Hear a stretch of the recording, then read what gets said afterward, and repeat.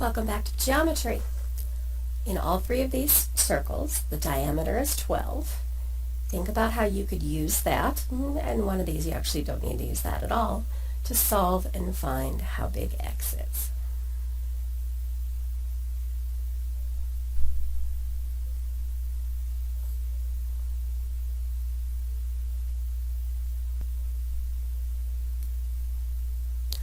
So in our first problem, we're going to use the fact that we have this triangle here.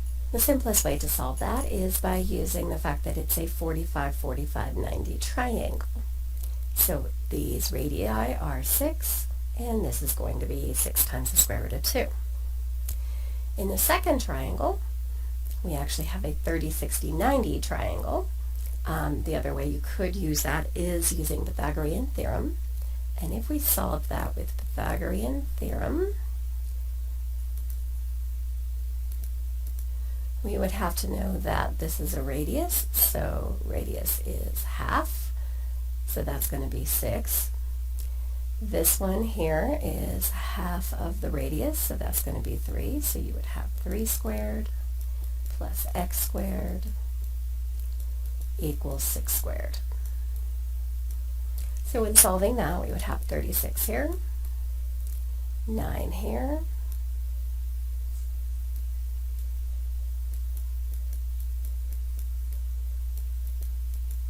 so we're going to subtract the 9 from both sides.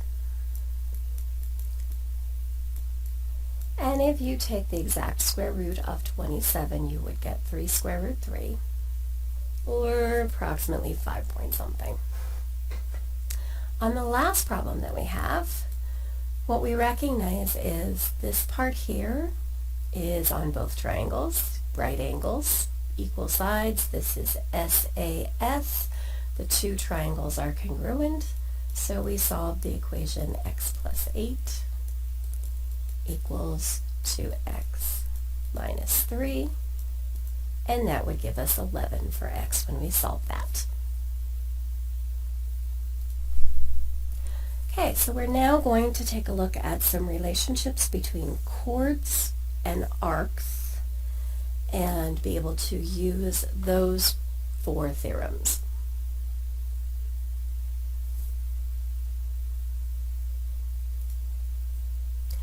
Our first theorem, now these are all going to be based on same circle or congruent circles. All of these are. So we have to know some way that they're on the exact same size circle.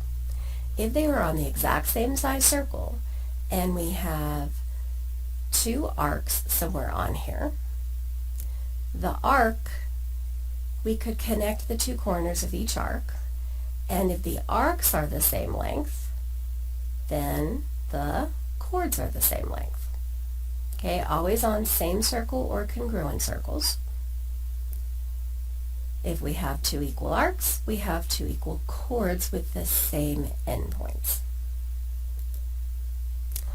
The next 2 are converses of each other, so we have a diameter, and that diameter is always going to meet a chord at a right angle where it splits it into 2 equal parts. So diameter, right angle, those are the important parts on the chord. That means that these 2 parts are equal, and these 2 chords are equal. So this chord is equal to this chord.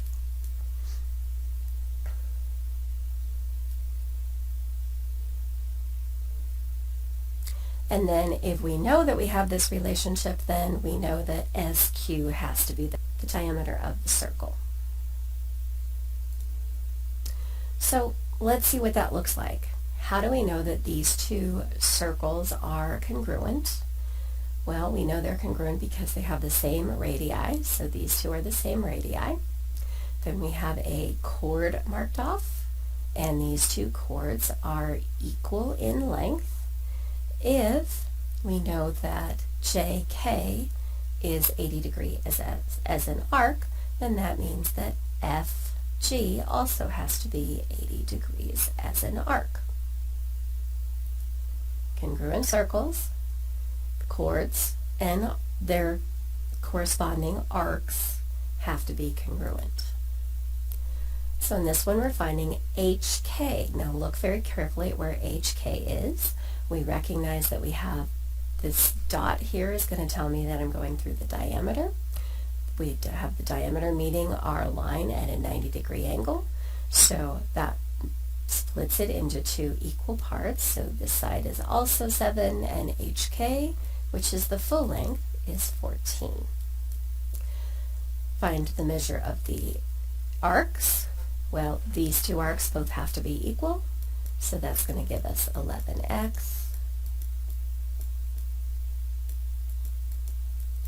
And solving that, we're going to subtract x from both sides. So x is going to be 7. Now, yeah, we found a solution. Did we find what we're looking for? No, we actually need to find the measure of the whole arc.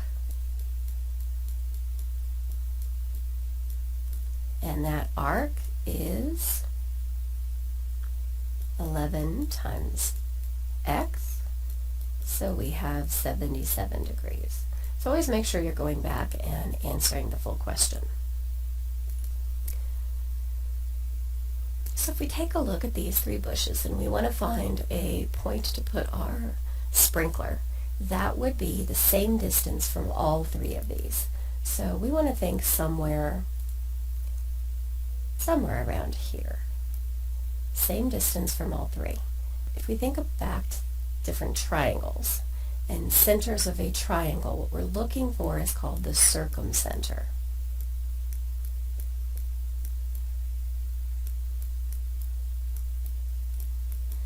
And in the circumcenter, what we do is we find the line that goes between two of our points, and we find the perpendicular bisector. So if I find the perpendicular bisector of that line, and it doesn't matter which other one I find, perpendicular bisector of this one. I don't know why you're acting so goofy.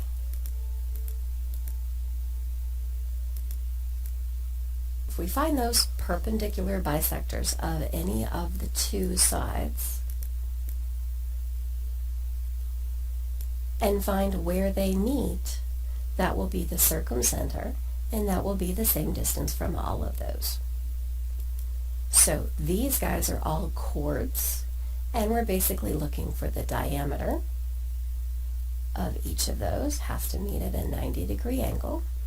Diameter, so I'm going to say somewhere about in here, and that would be equal distance to all three of those. So this is a description of what you would do type of problem. The measure of arc AB is 110 degrees. Find the measure of arc BC. They are on two congruent chords. If this one is 110, this one has to be 110. So problem number 1, they both have to be equal. Problem number 2 is asking a slightly different thing. It says the one that we know about is this guy here, 150. So what we do is put, well, this and this both have to be the same. What do the angles in arcs in a circle have to add to? Well, they have to add to 360 degrees. So we're going to say 150 plus 2x, and this is the equation that we would solve. So we subtract this from here, we would get 210, and half of 210 is 105. So yes, this is a different problem than the first one.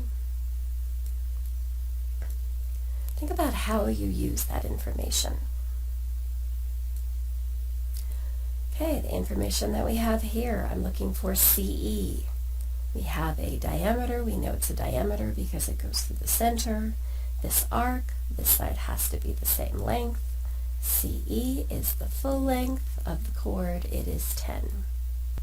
So these two arcs have to be congruent. So we're going to set up our equation to solve. So in solving this, I'm going to add x to both sides. That gives me 10. So in this case, x is 8. Now go back and see what the question is asking for. Find the whole measure of CE, this entire distance. So I can find this guy by plugging in x, I can find this guy by plugging in x, and adding those two to give me the measure of CE. Cannot write today. 144.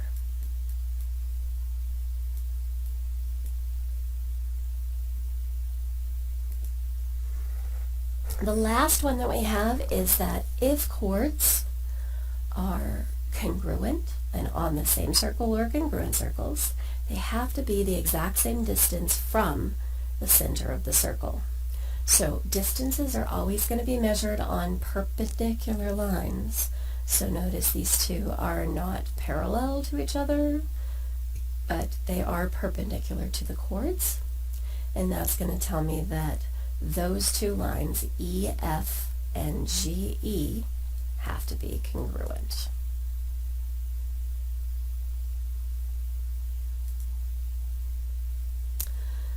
So in the diagram we have that QR is 16 and ST is 16, so these two chords are congruent and on the same circle.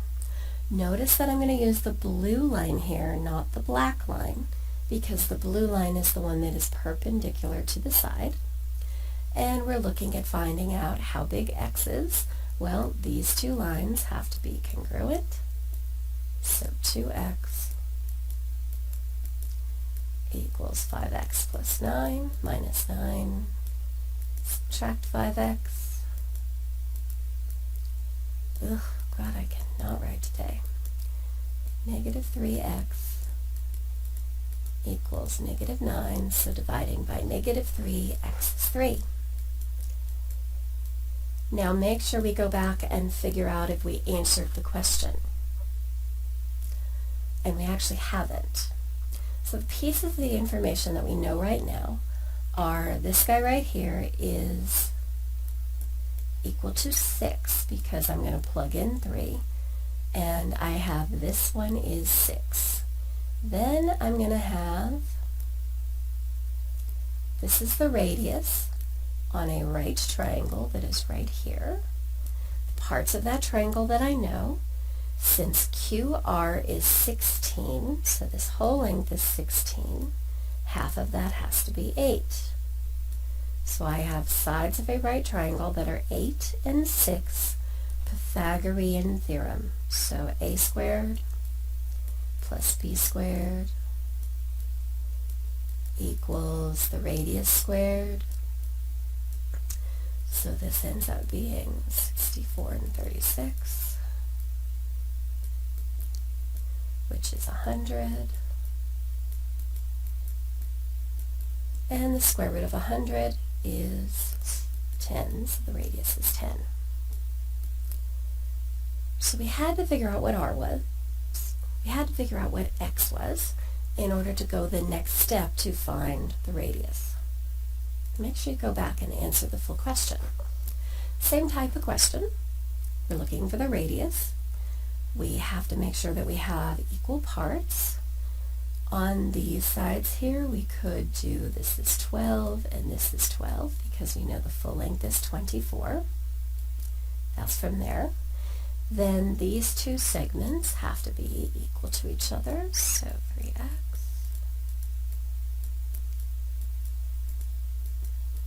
So I'm going to subtract the 7x only because it's on the same side as the 12. And we just need to deal with negative numbers.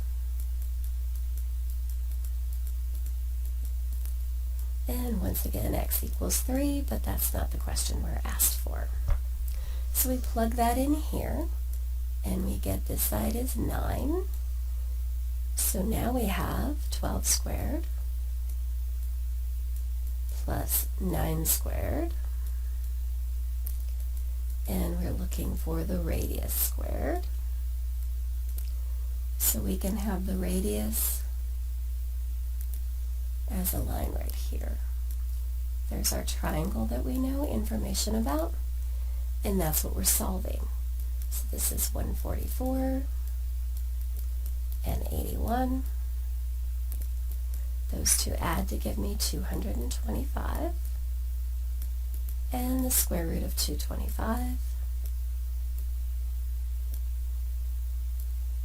The radius is 15. No, they won't always be whole numbers. They just happen to give us problems that would give us Pythagorean triples in this case. Okay, your homework will be on Google Classroom, and we can have a Google Meet to see if there's other questions. The other thing you're working on is your final. Have a good day.